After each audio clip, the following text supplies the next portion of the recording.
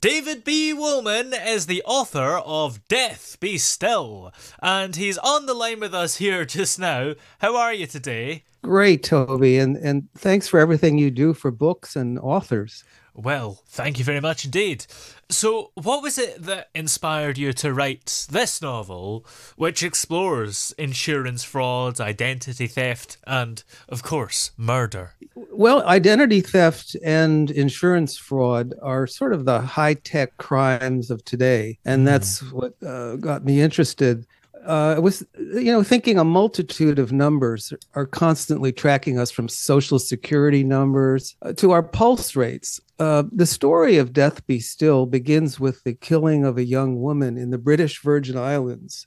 The story then switches to northern Maine, where Dr. Susan Schumann is working in a rural clinic. Her life is a mess. A traumatic divorce from an abusive husband, losing custody of her bipolar son, alimony she can't afford, a patient accusing her of malpractice. Then Death Be Still shifts to Philadelphia, where we're introduced to one Mason Wolfe, who has managed to extinguish his identity entirely. Unfortunately, he encounters a suspicious insurance investigator who plans to make use of Mason's anonymity and then kill him. Later, back in Maine, a stranger arrives wanting to rent one of Susan's apartments. She falls in love with this man, but he then disappears at the same time as a body is found floating in a nearby lake. After she's unfairly fired from her job, Susan goes to her one place of peace and tranquility, an isolated cabin in the northern Maine woods. What Susan doesn't know is that her place of peace and tranquility is about to become a place of terror and death. The story ends with a return to Virgin Gorda with a rapidly accelerating pace and surprising climax. Ooh. And the book takes the reader between multiple locations, including the harsh winter terrain of Maine and the British Virgin Islands. So, why did you choose these settings, and what challenges did you face when switching between them? I've spent a lot of time in Maine, Toby, but Mm. but scenes for the book needed additional research. So to research Death Be Still, my wife Gail and I traveled to believe me, the far reaches of Maine, where among other things we learned how to run a dog sled, and Ooh. no kidding, spent 2 nights in a snow cave with only melted snow to drink and scavenged berries to eat. I wasn't sure she'd speak to me after that. But as compensation, we did additional research for other scenes in Virgin Gorda in the British Virgin Islands, where we enjoyed a luxury resort, fresh fish, and island drinks. For the Ooh. plane sequences in Death Be Still, I learned how to fly a Cessna, but one that was in much better shape than the one in the book.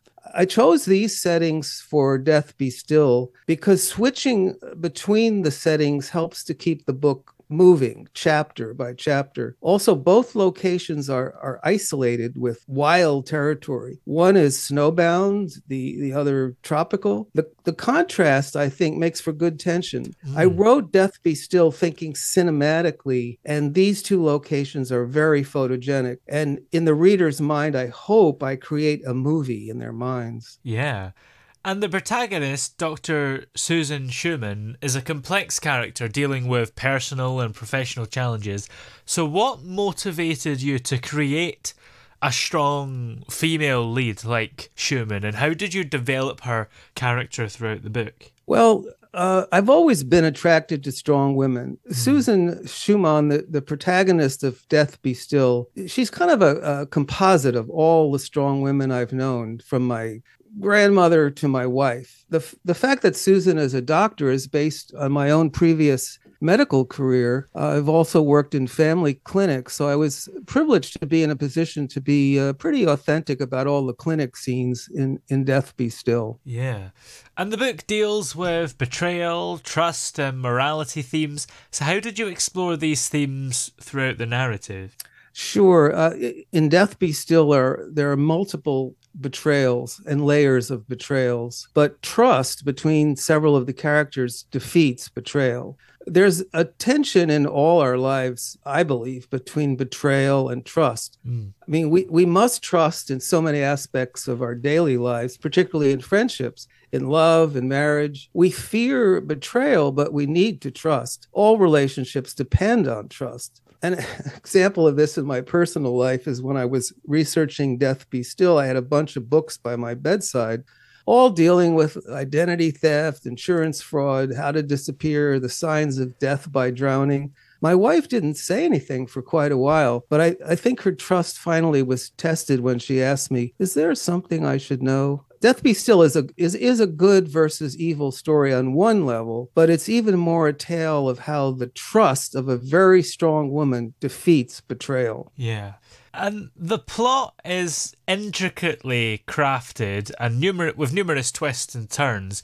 So how did you keep track of all the plot threads and ensure they were resolved satisfactorily by the end of the book? Well, it wasn't always easy. In my suspense books, like Little Boy Lost and St. Vitus's Dance, and most recently in Death Be Still, I usually diagram the storyline. I also write a long backstory for each character, not just a resume, but an in-depth psychological profile. The other important aspect in writing a book like Death Be Still is that I begin writing sort of knowing where the story is going, but I leave out key decisions so that I can surprise myself by taking an unexpected turn in the plot. I'm surprised by a plot turn, so I hope that the reader will be surprised just as I am. Yeah. And what writers or books would you say influenced your approach to the thriller genre while you were writing Death Be Still? Mm-hmm. Well, strangely enough, there's a book that doesn't necessarily come to mind. It's called Victory by Joseph Conrad. But I've certainly been influenced by Agatha Christie, Dorothy Sayers, P.D. James, Daphne du Maurier, Ruth Rendell, Sir Arthur Conan Doyle. I have a first edition of the complete Arthur Conan Doyle signed by him. These authors didn't write thrillers per se, but I think a good thriller depends on a good taut mystery. And I hope Death Be Still succeeds as a mystery and a thriller. Yeah. And the book still deals with some dark subject matter, including murder. So how did you balance writing these elements in an authentic and impactful way without being gratuitous? The story needs to be born out of the characters. If you have well-drawn characters, there's nothing gratuitous about their actions because their actions arise out of believable personality and psychology. In Shakespeare, for example, there are tons of murders and betrayals, but the depth of the characters and the art in the language works against the gratuity of the crimes. Ooh, yeah. And the Miami Book Fair is just around the corner, so do you plan to attend that and events like it to discuss your life's work and connect with readers? Well, unfortunately, I won't be able to personally attend the Miami Book Fair, but my representatives will be there. We're giving out a limited number of free copies of Death Be Still at the Woodbridge Publishing booth, and readers can also order copies directly from the Woodbridge booth in print or digital format. And in the future, I do plan to attend as many book fairs as possible because I do very much believe in them. Yeah. And back to the book, there are moments of humour and levity throughout the book, serving as a contrast to the tense moments. So why did you feel you had to incorporate these moments, and how did you approach writing them in a way that felt like a natural part of the narrative? Well, I didn't want the humor to be any more gratuitous than the scary moments. Again, I think humor arises out of the characters in Death Be Still. The humor, it gives some release from the serious twists and turns. Not to belabor Shakespeare, but many of his plays are mysteries, really. Even Hamlet is a mystery. But there's comic relief. For example, the graveyard scene in Hamlet. I enjoy humor and I use it in all my novels, but it has to be used judiciously and at the right time in the story. Yeah. And without giving anything away, the book has a surprising and satisfying ending. So, how did you approach crafting the ending, and what did you hope readers would take away from it? Well, above all, Death Be Still is a mystery thriller that celebrates a very strong and courageous woman who's attacked on all sides by misogyny and gender discrimination. She's abandoned by the legal system. She loses custody of her son. She's recovering from an abusive marriage, but she's not a helpless victim like in so many thrillers and mysteries. She doesn't go down in the basement by herself every time she hears a strange noise, and she doesn't she doesn't break a heel of her stilettos when she's running away from danger. Yeah. She's not Superwoman, but she's not meek and overly vulnerable. She's a beautiful woman who encounters some bad actors, but she doesn't panic. In the end, she faces her greatest test, and we really don't know if she'll survive, but we admire her no matter how it ends. Yeah, absolutely. Well, are you working on any more books at the moment?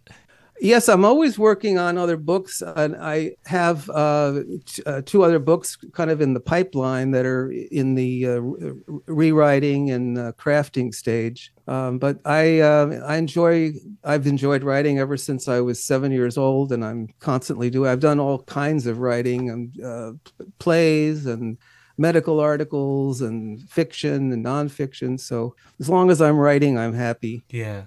Well, where are we able to find this book that we're talking about today, Death Be Still? It's shortly, if not already, going to be available on all the regular platforms, Amazon, Barnes and Noble. It's going to be on 300 different platforms. And also, it's going to be available as a print edition, but also digital versions. Excellent. Well, many thanks for talking to us today. It's been great to have you on the show. Well, thank you, Toby. I really appreciate it.